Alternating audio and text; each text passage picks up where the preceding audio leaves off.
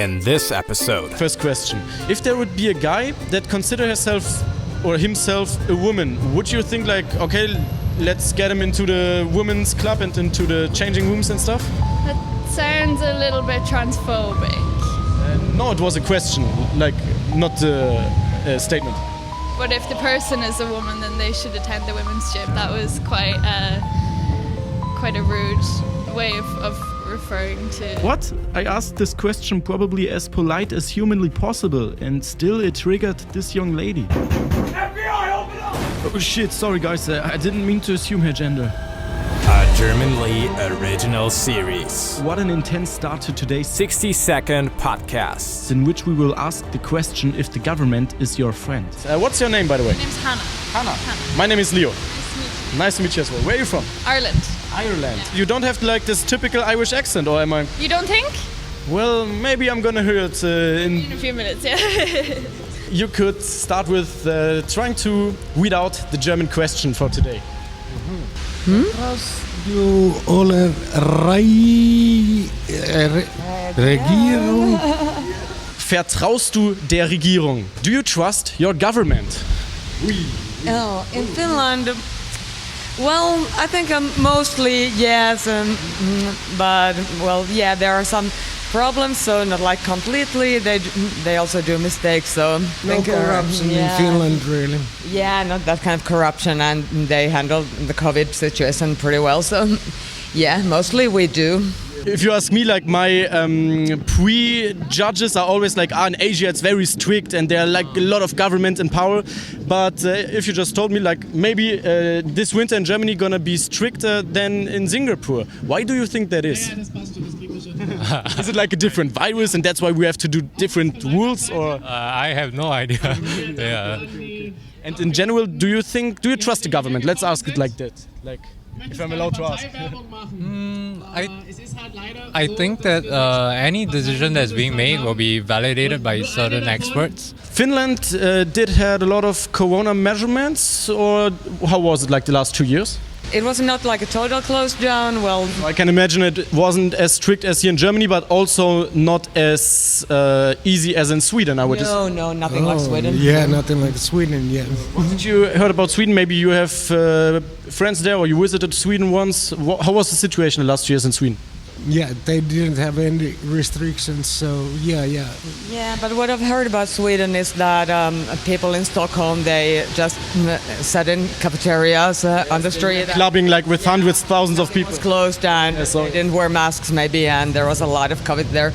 So I was kind of surprised how Sweden handled this situation, because I never could have. No way! Yo, bro!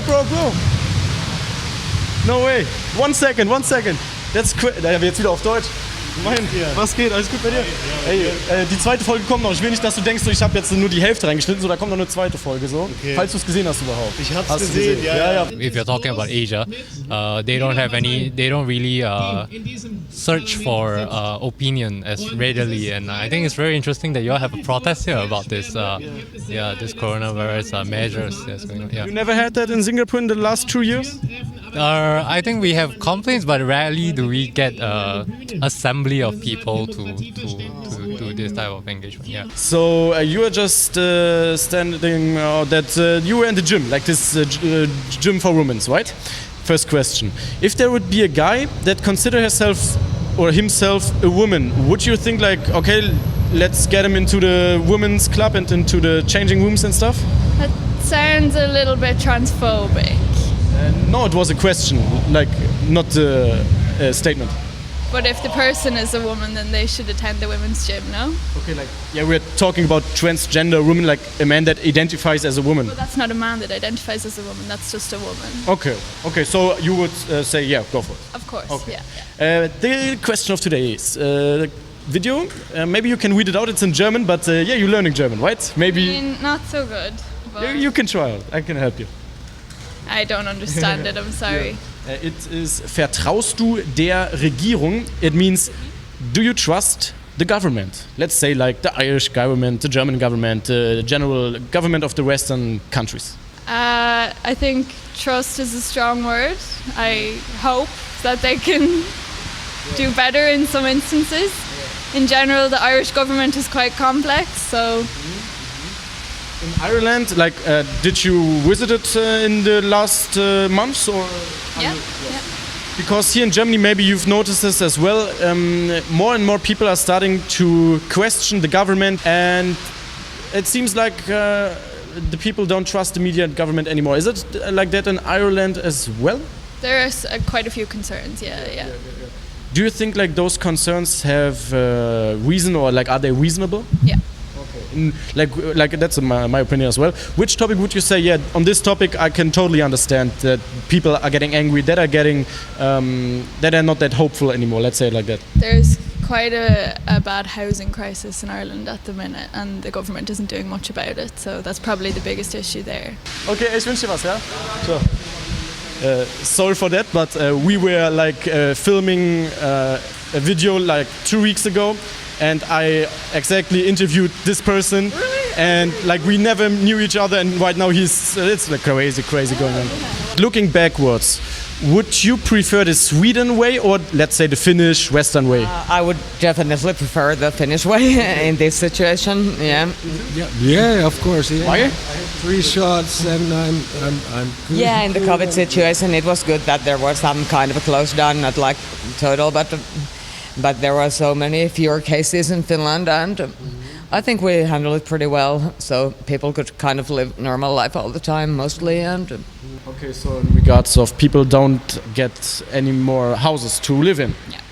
Okay. There are lots of empty houses, so yeah. Yeah, that hurts. So what is the reason for that, or how does it play out? Like people are getting homeless, or Yeah, lots and lots of people. why are those houses empty that are there? I'm not sure exactly. I'm not an expert on the topic, but there was quite a boom many years ago, probably the same in Germany. And then a big fall, and when it all fell, there were lots of houses that were almost completely finished that lay empty, but also thousands and thousands of homeless people. And it would be, I think, probably quite easy to fill those houses with a little effort, yeah. Crazy, because like in this German winter, the government decided to charge the people a lot of money in regards of taxes for houses, and there are a lot of people that are quite scared about not being able to pay their bills anymore. What do you think will be the consequences out of this situation that more and more people are getting angry? I don't know what the consequences will be. Hard Maybe question. some protests, I'm not sure. So let's come back to Germany, because one of the new rules that are like new rules, it's like an old rule, but in this winter, people that are getting like the 4th shot or the 5th shot, they should be allowed to get anywhere, and other people, they have to do the tests, the masks, and different measurements. Do you think like this rule should be taken place like in the end of 2022, or is it like kind of like why are we doing this here in Germany? I don't know if I have any valid answer for that, because I don't know the societal context here. So, yeah, so hard to say. But like it's so a global topic that it's like crazy that the one, for example, Florida or Sweden doesn't have any rules like for years now, and Germany is still thinking about doing all that. Like, I find it interesting. Yeah, sure. Yeah, everything has sides, but yeah, I really don't know, man. That's a difficult question, and I think it's a really good topic to pick up. Let's have a last question for this topic about trusting the government. Because when we look at history, I think there were a lot of cases in the Western world, in the Eastern world, in the South and the North, like in the South and the North, like this, where looking afterwards, it wasn't too intelligent to trust the government. Like 100 years ago here in Germany, like even 50 years ago here in Germany. When was a point in history, let's say in Western culture, where it was an intelligent idea to trust the government? Like since when is it okay to trust them? I think one such a point was that when they built this welfare state, Nordic welfare state in Finland and Sweden in the 60s and so on, that was kind of, I think, it must have been a good time to trust your government. The Scandinavian democracies, it really works. Like global-wise? No, just in Scandinavia. Fair enough. A topic that is global. Which topic would you think, okay, the people have their point in criticizing the government in this point? Is it like some stuff of COVID? Is it let your mind. There's plenty, but I have to say the way you asked me that first question really irritated me, and I'm no longer invested in continuing this conversation. All the best with your video, but I hope that you learn to pose those questions a little more kindly. I think that was quite a rude way of referring to. If there would be a guy that consider himself a woman, would you think like, okay, let's get him into the women's club and into the changing rooms and stuff? That was quite a rude way of referring to. Yeah, it's like the topic that like I was doing videos in the past, but I always try to like be as like chilled about it. So like if you have this question, it's totally cool, and I just was asking like if it's okay for you if there's a and then you don't like the word I used, right? Or what was the... My issue was that you said a man who thinks he's a woman, but if someone identifies as a woman, then this is... that's who they are. Yeah, so like talking about the what is the word? Biology, yeah. Biological gender and the society, or like the... how is it called? Like the gender as a construct. Mm-hmm. Like, I think those are like two different definitions of a woman, right? I don't think so necessarily. I think gender is a construct, and gender is a way of expressing yourself, and what you're considering biological is not gender but rather sex. Okay. It's a different thing entirely. Then let's say it like that. If there is a person of which sex is man, but their gender is a woman, would that be the correct way of You can say that the sex they were assigned at birth was male, but it's actually not who they are, and it's not how they identify. Yeah, but the biologist, that scientist that says like, yeah, okay, like your sex is a man, is it like the grammatical way, like your sex is a man, or like your sex is man, or what, how? I think male probably, yeah. That's a good, yeah, your sex is male. So you think this definition has no point, like no, it's not important. Because like there's this definition of males and females in biology.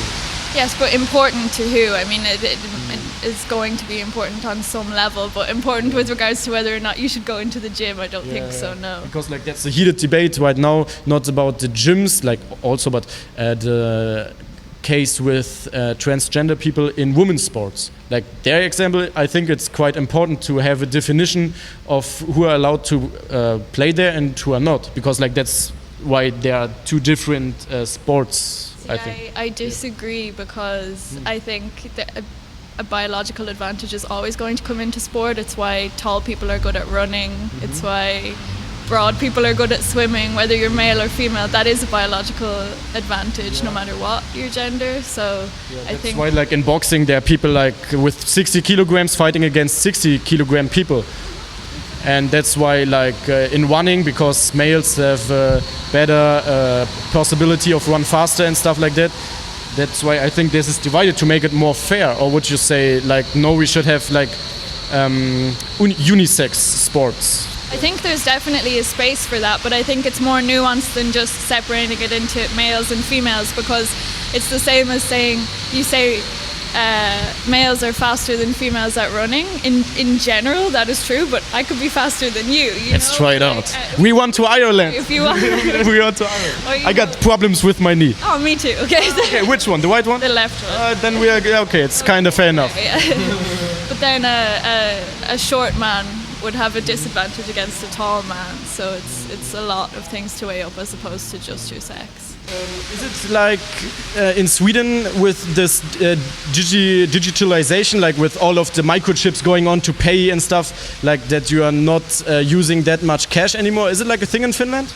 Yeah, it's the same in Finland. I've been pretty surprised in this city that no one takes the bank card or credit card or nothing like that. Yeah. What do you think about like getting rid of cash?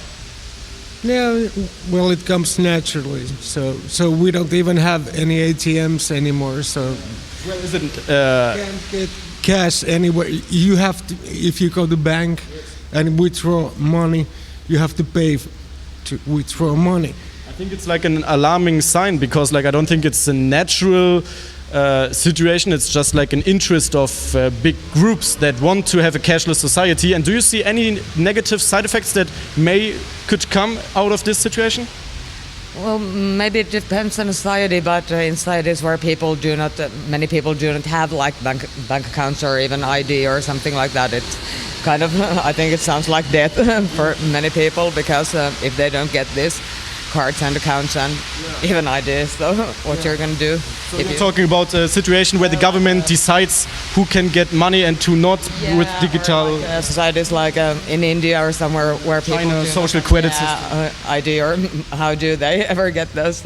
Would it be a solution to have manly sport, women's sport, and different section for transgender sports? No, I don't think so necessarily. I mean, I think there's no blanket fix for this, but inclusivity is never going to be a bad thing. In what? Inclusivity? Inclusivity. Yeah. Okay. Yeah. Let's assume I want to get benefits out of it through just saying I identify as a female, and now I'm going to a sports club and winning all the records, and like maybe there are other females that say like, that's not that fair. Would you understand those women? I see the point that you're getting at, honestly I do, but I think it's much more important to consider that there are hundreds of thousands of transgender people who might feel that they are extremely excluded from sport and they don't know where they fall into this, and sport can be so important to people and it's important for society, versus the 1 in a million person who wants to be a dick about it and go, I'm going to try and enter something that I don't actually fit into and tell lies. There were cases like about raping other women because he got into a prison for females but was male, his sex was male, so complicated. Not talk about that if that's okay. But it's happening. That's like a complicated situation, but nevertheless, thank you very much for talking, and even though we may have different standpoints on some topics, it's very nice that we can just sit here and talk about it and not like, oh no, you have the false opinion and like you are this and this, like we can just talk and be cool with it. That's great. Yes. I'm so sweaty. No problem. I do sport as well. I now sweat. I've had sweat as well.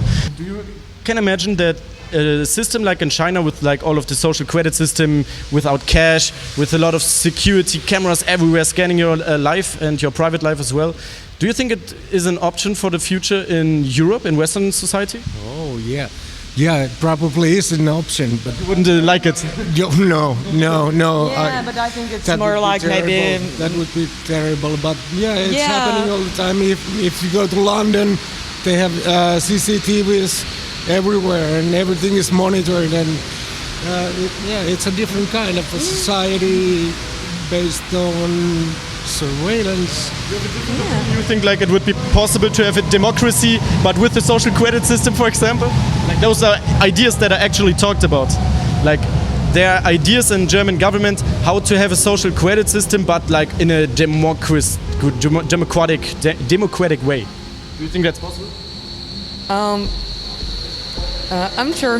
What is that, a social credit system? It's like a ranking for every person in a country, ranking you by your social acting. Like if you are, for example, go over the street while it's the red light, or like you are driving too fast, you have too much of a CO2 footprint, you don't like the vaccines, then you get minus points. Okay.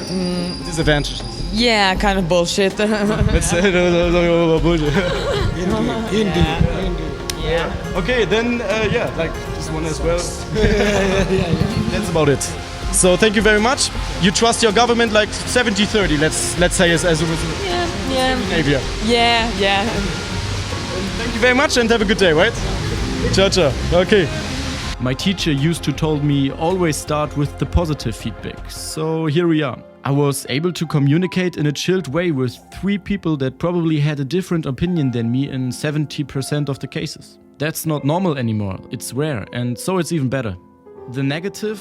Well, it's crazy to think about people still trusting Western government after all that happened the last years, decades and even longer. Also, I know if I would have shared my thoughts even just 1% more aggressive, maybe the conversation with her would have ended way sooner. So always argue rational but still with empathy, and don't get too greedy in trying to change your opponent's mind. And the most important, always express your thoughts, especially if it makes you uncomfortable. See you in the next episode, and before I forget, let me say thanks to today's sponsor, my own clothing brand. Well, it's kinda merch, but my buddy and I are working to get there. If you want to support this project, have a look on ketzerderneuzeit.com, where you will, for example, find this beautiful Dove of Peace collection in relation to the war provoked by NATO, started by the evil man Putin. Whether a shirt, oversized shirt, sweatshirt, or if there's no more gas and global warming also still didn't reach your country yet, you can get yourself a nice hoodie. With the new Sunday discount code Transphobic. you can save 10% on your whole order, and yes, we are shipping worldwide. Thank you guys.